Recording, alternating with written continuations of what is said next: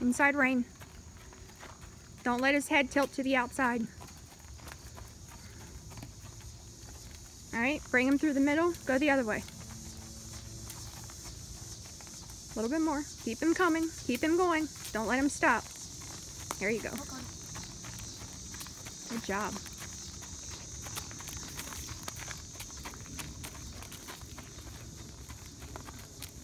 Good job.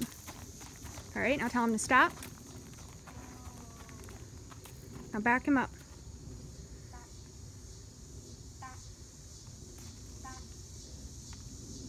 A little bit more reins. Pull back a little bit more. Tap him with your legs.